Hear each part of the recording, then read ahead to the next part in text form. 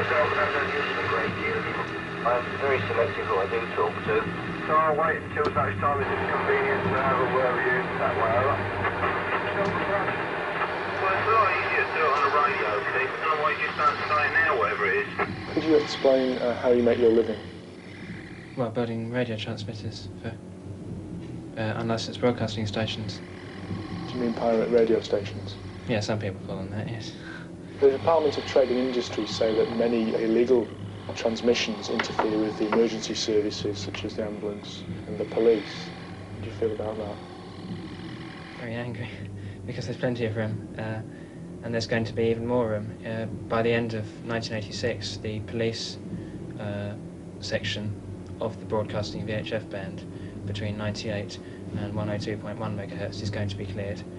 And I'm angered to hear that they're going to be allocating all 4 megahertz of that to an IBA national station and BBC Radio 1. And as an engineer, I can say that 4 megahertz isn't required for 2 national networks.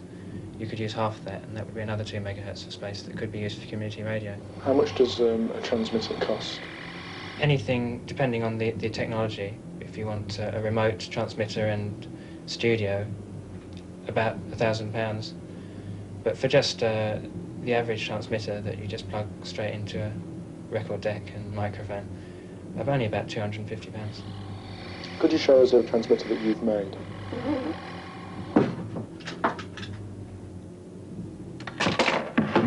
This is it, basically. That's all there is to it. Most pirate radio stations lose at least 2 transmitters a week, and it becomes pointless putting them in boxes. There's no technical advantage to putting transmitters in boxes. So basically, as you see it here, is as it is used in practice. That is a complete FM transmitter, including link receiver and power amplifier unit. That's it, basically.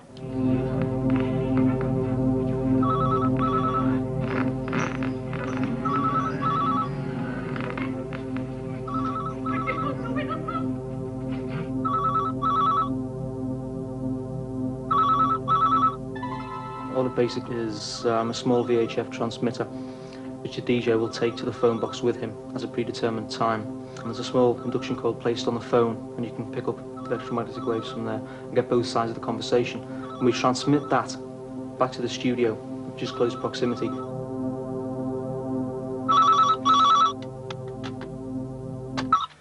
Hello, Storeton Community Radio, you're now on the air. Yes, hello, Storeton Community Radio. We are back, and we're back to stay.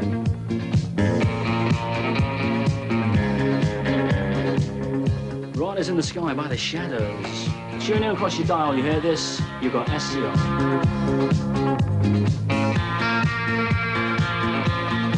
We operate a 7-day-a-week format, 18 hours a day. We went 24 hours a day, but the DTI swooped on us, so we had to stop that. So it's 18 hours a day at the moment on medium wave and VHF. I don't really like the DJs on the illegal radio. I find them boring, the chat in between the records. But with SCR it's much better because it's more music. It's more appealing to my generation anyway, I think. Local bands, for example, who haven't got a cat and hell's chance of making it anywhere else, we play their records. There are 2 bands that have got somewhere through our station playing their records for them. It's just the limitations of commercial and ILR radio, really. We can do what we want, when we want, though we don't. We have the power to do that. I began as a listener. I used to listen to all the DJs and I used to write into them. And then I went to the nights out and I met them all. And one thing led from another, and John and Andy, the managers, asked me if I'd like to be a female DJ on the station, and there you go. I am now.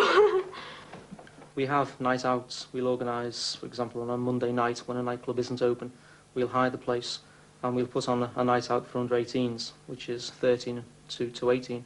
And it'll just be a disco for these kids. And the entrance fee and the money taken in soft drinks, a proportion of that goes to pay the nightclub for the use of the premises, and the rest goes to buy equipment and pay fines. We had a one-off gig, as it were, in Tranmere Rovers.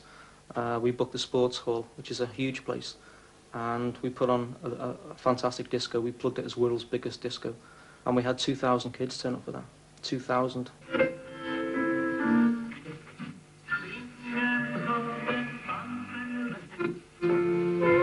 I think this is a great day for the people of the Northwest.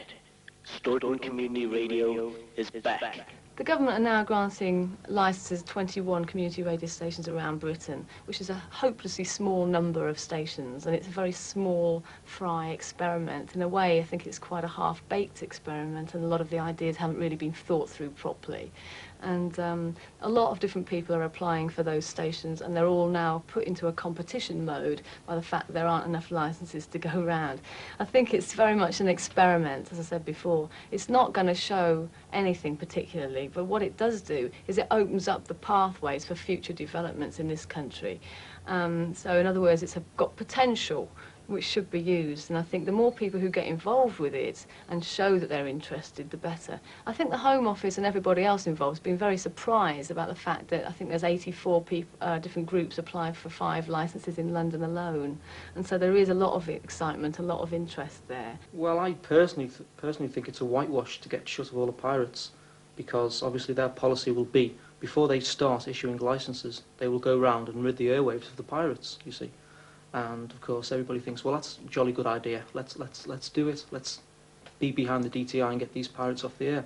It's only a whitewash, because this community station, when it does emerge on the Wirral, will be told what to play, when to play. They'll be on 3 days a week or something. It won't be any fun at all. I certainly won't listen to it. Especially for the Department of Trade and Industry, the Morag surveyors I spy for the DTI. Rumour has it Leon Britton resigned because SCR was taken off the earth. Is this true? We will find out.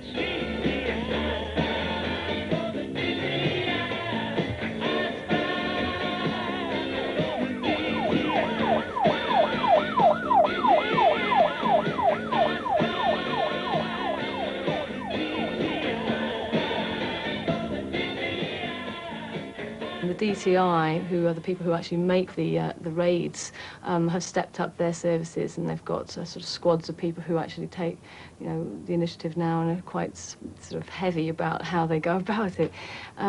They also, as a part of a range of different sort of things they've done to pirates, they amended the British Telecom Act, the Telecommunications Act, to include to allow them to make arrests, to confiscate equipment, to search premises without warrants, things like that. And the fine was raised massively. So now any sort of pirates do actually have a lot to contend with. You're told to sit where you are, not to move, demanding your name, form of identification, and just go round, stripping everything. Screwdrivers, air vents off, the kitchen ripped apart, your bedrooms turned upside down, all for the love of this. And some of them take the job really to heart. Some of them really relish the fact that they've made someone's life miserable.